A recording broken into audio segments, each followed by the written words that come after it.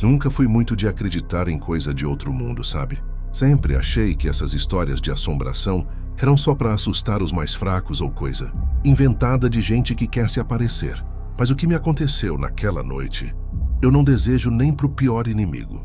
Até hoje, quando me lembro, me dá aquele arrepio gelado que sobe pelas costas e faz a espinha querer pular do corpo.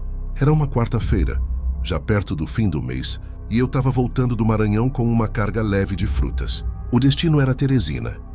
E como a estrada estava tranquila e o tempo ajudando, resolvi pegar um trecho menos movimentado por dentro do Piauí. Coisa de quem conhece a região e quer economizar uns quilômetros. Saí de madrugada para evitar o sol forte, e tudo estava indo bem até umas 3 da manhã. A estrada era daquelas bem estreitas, de asfalto gasto, com mato dos dois lados, e sem viva alma por perto. Não tinha uma luz, uma casa, um posto. Só eu, o caminhão e o breu. Me lembro de ter ligado o farol alto, porque mesmo com os faróis normais, a escuridão parecia engolir tudo. E foi aí que vi, no acostamento, um vulto pequeno parado. Reduzi a velocidade com o coração batendo um pouco mais rápido, porque nessas horas a gente nunca sabe o que esperar. Quando cheguei mais perto, vi que era um menino. Devia ter uns 8 ou 9 anos, magrinho, só de calça curta e uma camisa branca encardida. Tava descalço, e os pés dele pareciam sujos de barro. Ele estava parado ali, com a cabeça meio baixa e os braços caídos ao lado do corpo. Parecia perdido. Pensei que devia ser filho de algum morador da região. Talvez tivesse se perdido na estrada. Fiquei na dúvida se parava ou não. A gente escuta tanta coisa, mas meu coração não deixou. Reduzi o caminhão, parei devagar, deixei o pisca ligado e desci. Cheguei perto dele com cuidado, olhando para os lados. Ele não se mexeu. Só ficou ali olhando para o chão. Falei com ele. Perguntei onde estava a família, o que fazia ali sozinho, mas ele não levantou a cabeça. Só murmurou algo que eu não entendi direito. Uma coisa meio sussurrada, como se não tivesse força para falar. Parecia que ele estava com frio ou medo. Fiz um gesto para ele entrar na cabine. Ele levantou a cabeça e me olhou. Nunca vou esquecer aquele olhar. Os olhos dele eram fundos, muito escuros, mas não era raiva nem tristeza que tinha ali. Era vazio. Um vazio que parece que suga a gente por dentro. Mas mesmo assim eu deixei ele entrar. Ele subiu na cabine devagar, sem falar nada, e se sentou do meu lado. Liguei o caminhão e perguntei onde ele morava. Ele só levantou a mãozinha fina e apontou para frente, para a estrada. Continuei dirigindo, sem saber muito o que pensar. O rádio do caminhão começou a chiar e eu desliguei. O silêncio era pesado. Olhei de canto de olho para ele e ele só olhava para frente, imóvel. Andamos uns 10 minutos assim. E então ele levantou o braço de novo e apontou para uma estrada de terra à direita. Era uma entrada pequena, quase escondida pelo mato, sem nenhuma placa ou indicação. Mas eu virei. A estrada era ruim, cheia de buraco. Mas eu fui devagar. Andamos mais uns 5 minutos até ele abaixar a mão. Não disse nada, só ficou olhando para frente. Olhei para ele esperando alguma reação. Ele desceu sem dizer uma palavra, com a mesma expressão de antes.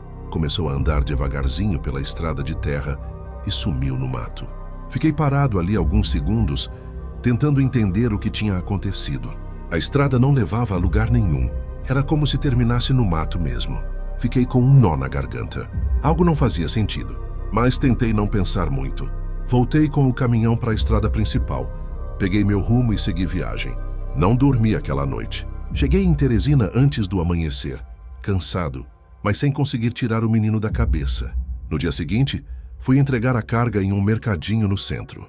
Enquanto esperava o descarregamento, puxei conversa com um dos funcionários, um senhor já de idade, bem simpático. Contei para ele meio por alto o que tinha acontecido. Ele me olhou sério e perguntou onde tinha sido. Quando eu disse o lugar, ele ficou pálido.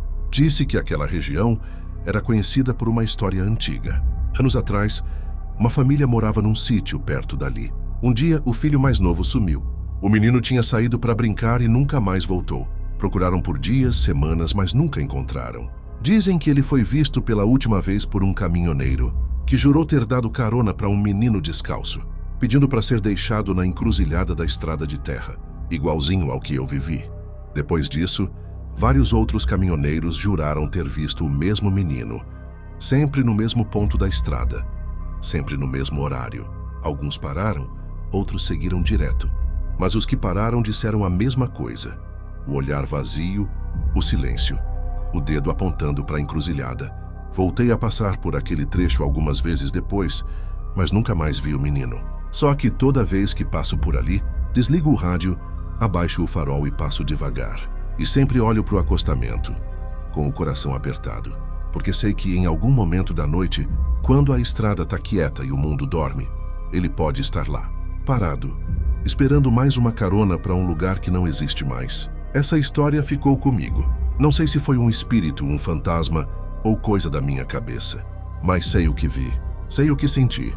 E quem já viu sabe que tem coisa nesse mundo que a gente nunca vai entender. Só sente e guarda para sempre.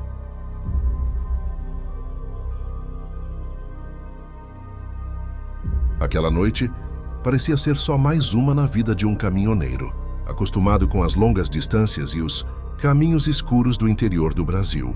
Eu tinha pegado uma carga meio incomum naquele dia.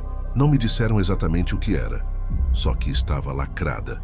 Tinha que chegar ao destino sem ser aberta e que o pagamento seria em dobro pelo sigilo. Era para levar de um ponto no interior de Minas até uma cidadezinha no sul da Bahia. A caixa era grande, pesada, e foi colocada por 2 homens vestidos de preto, em silêncio, sem trocar palavra. Eles pareciam sérios demais, e o clima já começou estranho desde ali. Eu não perguntei.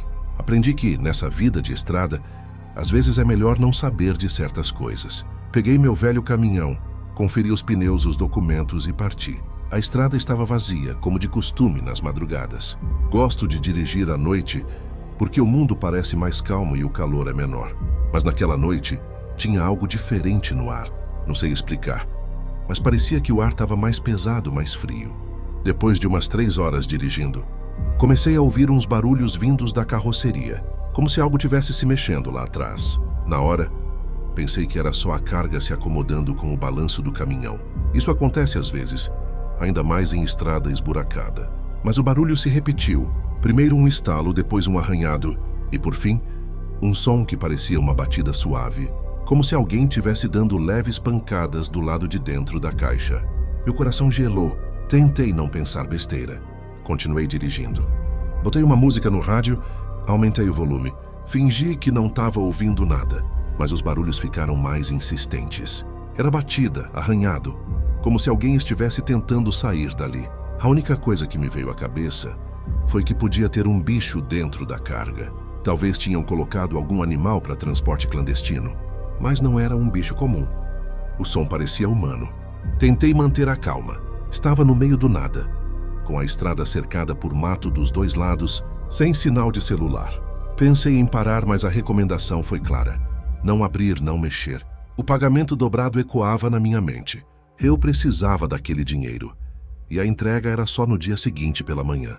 Conforme as horas passaram, a situação piorou. Os barulhos aumentaram, que eu já não sabia mais se estava ficando doido ou se era real. Comecei a sentir um cheiro estranho. Algo como podre, velho, misturado com ferro enferrujado. Liguei o ar-condicionado para ver se aliviava, mas o cheiro parecia vir de dentro da cabine. E então veio o primeiro susto de verdade.